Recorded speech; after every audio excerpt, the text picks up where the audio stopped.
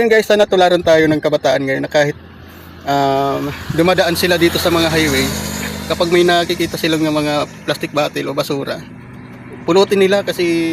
So yun guys, panibagong vlog na naman to, panibagong araw at panibagong pagsubok na naman yung darating sa atin panahon ngayon. Guys, dito na naman tayo ngayon, maghahanap na naman tayo mga plastic para may pangano tayo ng may pangkalakal ba. Tagal tayo din nakapag-vlog guys. Kaya guys, samahan nyo ko sa kasi panibagong araw, panibagong yugto na naman ang dadating sa atin. At kahapon hindi ako nakapag-vlog dito ng ganito kasi umulan kahapon, kaya ngayon ako babawi.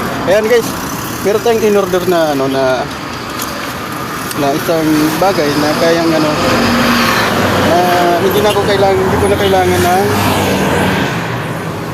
hindi ko na kailangan ng yumuko ba.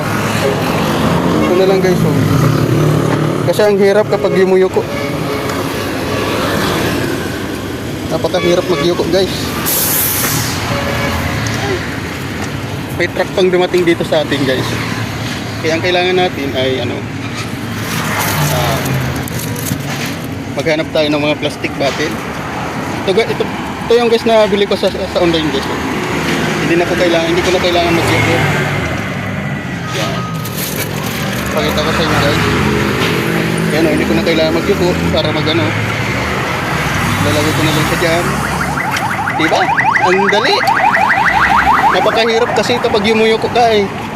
Ito, malapit na lang to. Madali na lang. Hindi na ko yuyuko. Lagay dyan. Tapos, hanap pa tayo ng iba.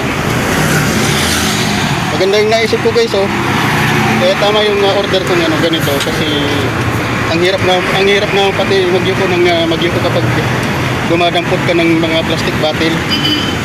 Yan. Yuko na tayo ng yuko. Hanap.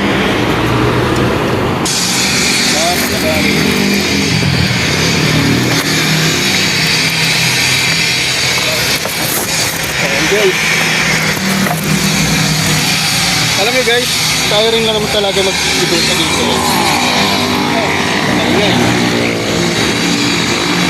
Tayo rin naman ang mag-ano nitong nature natin, kaya kailangan natin alagaan yung ating sobrang ingay guys. Napaka-ingay. Yan, hanap-hanap tayo ng na mga plastic bottle. Parang natututo na yung mga tao dito guys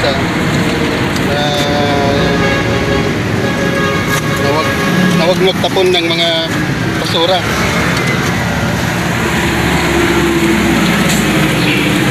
Dito ko nakita yung yung cellphone na yun. Yan. Buwan natin.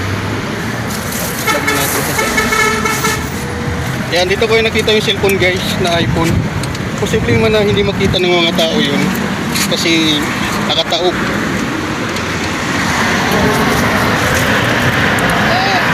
Hirap pa rin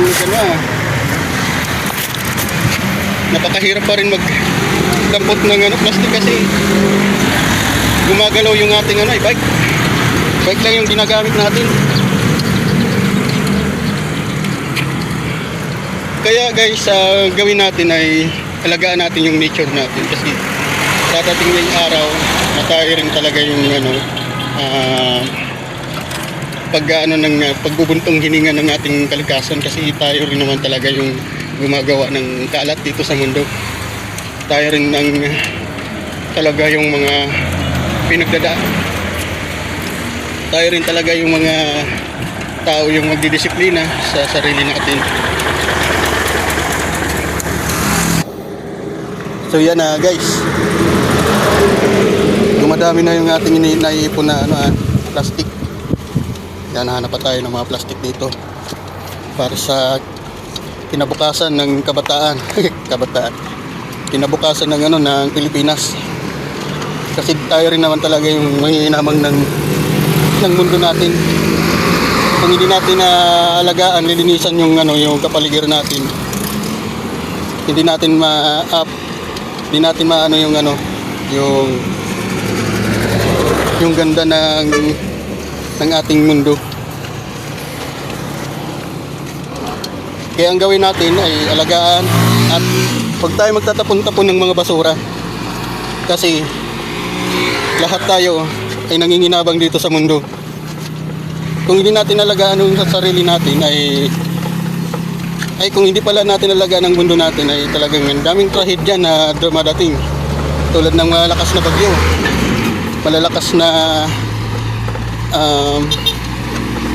na lindol, malakas na kung ano-ano pa man trahedya yung dumadating sa ating mundo. Yan. Parang kakaunti na lang yung nakukuha kong plastic bottle ngayon. Ibig sabihin, natututo na silang itapon yung mga plastic bottle nila sa tamang lalagyanan. Ayan.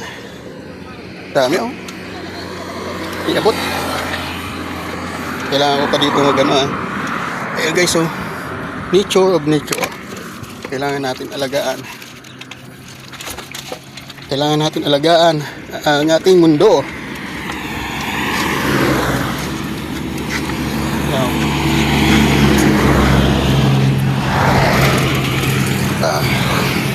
Ayun ako guys, talagang super init ngayon. Tamang-tama to sa nagja-jogging ko. Tumutulo na yung pawis ko guys oh. Grabe, tumutulo na yung pawis ko. Sobrang init. Tapos habang nagja-jogging, tamang-tama to para mawala yung cholesterol. So hindi kasi ko sanay na habang nagja-jogging ako, marami akong nakikita mga plastic bottle sa daan. Kasi ang ginagawa ko ngayon ay pinupulot ko na siya para hindi na makasagabal sa daan. Sana gayahin ako ng mga kabataan ngayon na huwag itapon yung mga basura, yung mga plastic bottle nila, tapos itapon sa tamang basurahan yung mga plastic bottle para hindi makasagabal sa daan. Kasi daming mga sasakyan na nayuyupi lang. Tapos kapag nayuyupi, kapag dumadami, kapag bumabaha, naiipon at nakakabara sa mga lansangan, sa daluyan ng kali. Anong tawag dun sa kali sa inyo? Kayo na bahala. Nakalimutan ko na. So yun guys, sana tularan tayo ng kabataan ngayon na kahit dumadaan sila dito sa mga highway, kapag may nakikita silang mga plastic bottle o basura, pulutin nila kasi tayo rin naman nanginginabang dito sa mundo. Tayo rin naman talaga yung mga mag-a-adjust para matigil yung mga trahedya tulad ng malakas na bagyo, malakas na lindol, malakas na ulan. Tayo rin naman talaga manginginabang guys. Kaya ito guys, ginagawa ko to para hindi lang pang sarili ko, para sa lahat, para sa kinabukasan ng mga kabataan pang susunod na henerasyon. Kaya guys, talagang alagaan natin ang kalikasan. Tayo rin talaga naman ng manginginabang sa ating mundo. Kaya yan guys, kakaunti lang yung nakuha natin basura. Ibig sabihin ay plastic bottle. Ibig sabihin natututo na silang itapon yung tamang ugali na itapon talaga sa basurahan yung mga plastic bottle. Wag itapon lang sa kung saan. Yan, kakaunti lang yung nakuha natin kasi good performance yan guys, kasi natututo na silang itapon yung basura nila sa tamang basurahan. Yan guys, dito na lang magtatapos yung ating vlog. Sana may natutunan tayo, may natutunan kayo. Sobrang init. Habang nagja-jogging ako, kinasabay ko na pagtanggal ng mga plastic bottle sa daan. Kaya good natin to guys. Deserve natin tong ating vlog na to. Sana matularan tayo ng kabataan na habang kahit naglalakad-lakad lang, may nakitang mga plastic bottle, kunin nila. Huwag silang mahiya kasi para sa kinabukasan ng kapalaran natin to. Hindi kapalaran, kinabukasan ng mundo natin. Yan guys. Salamat and God bless you all.